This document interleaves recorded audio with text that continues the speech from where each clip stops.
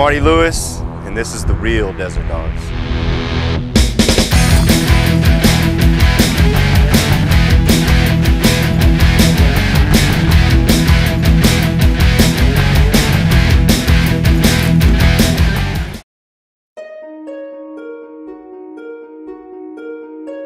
We were going to go to the Rodden Mountains, and unfortunately, it looks like there's a little bit of rain. Hey, how's it going?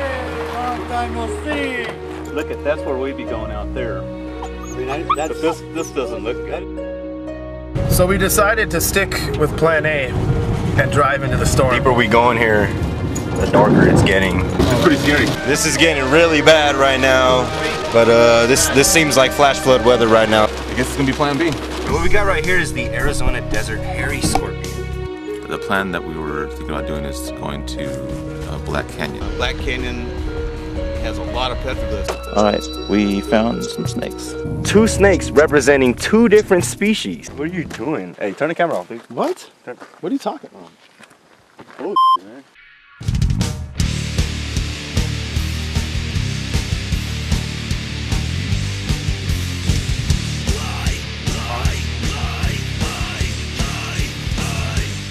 After our stop at Black Canyon, it only made sense to go to Inscription Canyon, which lay only a few miles away.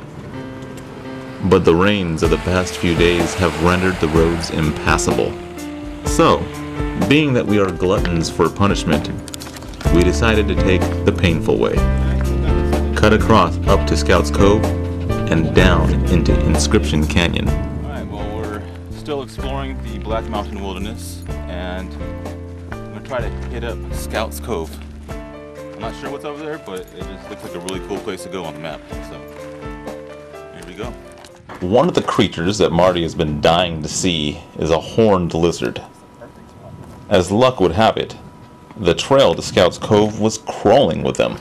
Alright, so what we got right here is Phrynosoma, or the desert horned lizard. Another name that everybody calls these is the horny toad, when in fact they are not toads, they are lizards. And what these guys do is they almost exclusively eat ants. And that's exactly where we found this little bugger, right next to an anthill, where it was just grubbing on a bunch of ants.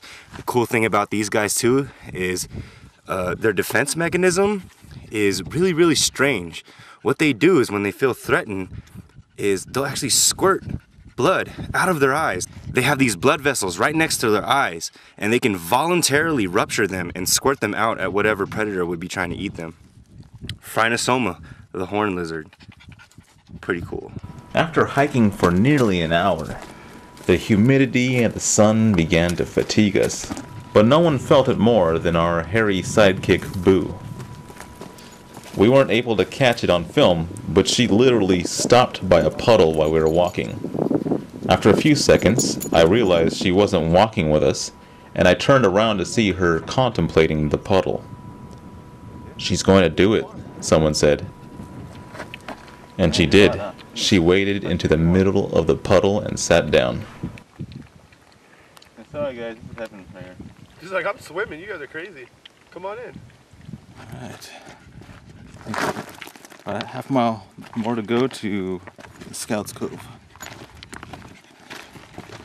We're on a nice rocky trail. You know, there's an interesting story about how tarantulas actually got their name.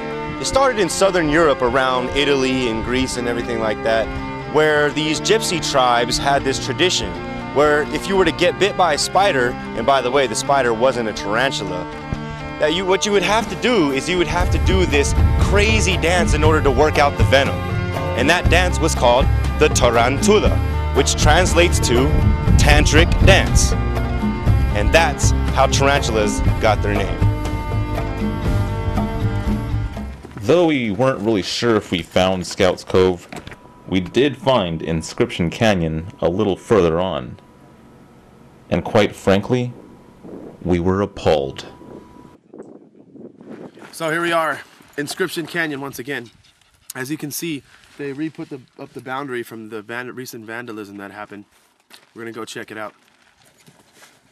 Alright, well on the Desert Dog blog we reported about the a major vandalism that occurred here in Inscription Canyon. And this is just one example of it. Someone had taken off part of the panel, and you know, there was probably a really cool petroglyph right here, and then they took it. I don't know why they take it, maybe for their garden or something, or maybe for a private collection. In any case, it's just a really sad thing to do, because it takes away from the integrity of the area, the archaeological integrity of the area. What they call the people that vandalize or actually just steal panels of petroglyphs for money, they call them twiggers. Because more than likely they're tweakers. They're stealing stuff to sell to other people for their private collections, and then they're only doing it for drug money, pretty much. Twiggers. Again, if you want to see all the photos that we take, just check out our website. So right here we have one of the homes of one of the most infamous creatures in Southern California, the Western Black Widow spider. Scientific name Latrodectus hesperus. Now, Black Widow spiders, or spiders in the widow genus, are known to have the strongest silk pound for pound.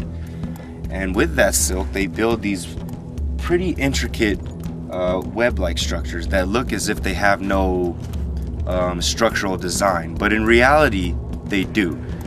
So, right here with this Black Widow web, which is really huge, might I add, we have a hideaway structure where the spider hangs out during the day and gets away from the heat.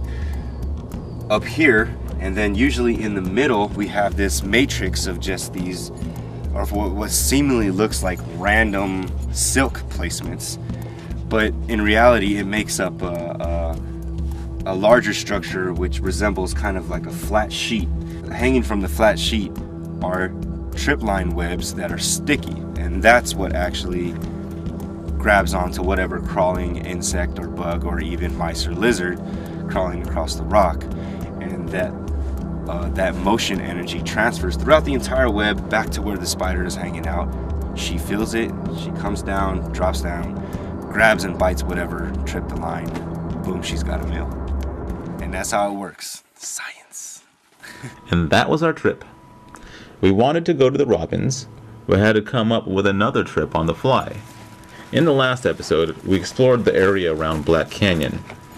And finally, we returned here to Inscription Canyon, where we witnessed how easy it is for human greed and ignorance to destroy a piece of our history.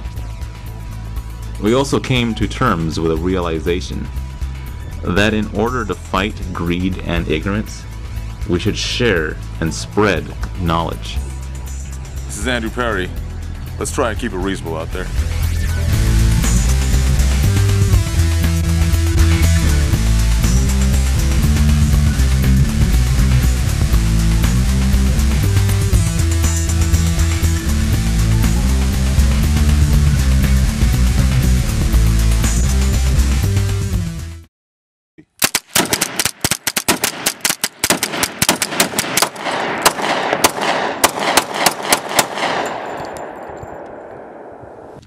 Physics.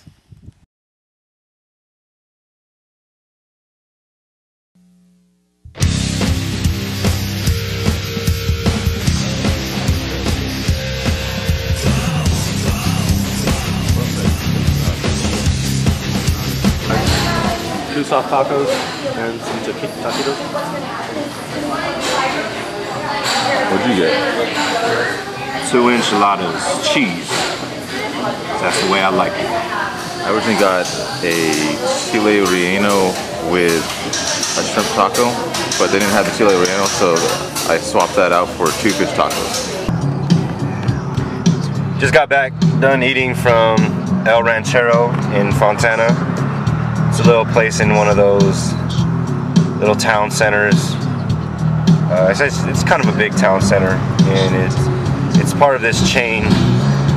But I think this is the only one we've ever seen, so we decided to go eat there and try out the food. And in my opinion, the food was pretty good. It was really good. And I guess out of a 10-point scale, I'd probably have to rate it about an 8. Because food was good and service was pretty good too. And there was hot girls behind the counter. What can I say? You know. So and the atmosphere too. The atmosphere at that, like there's very interesting murals on the walls. And they were playing the football game, which is a really big plus. So I'll give it an 8 out of 10.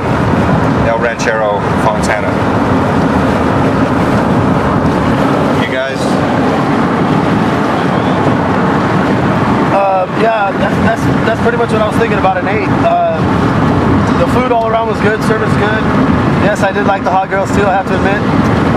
The guacamole was fantastic for the taquitos. That was definitely good. Yeah, so overall great.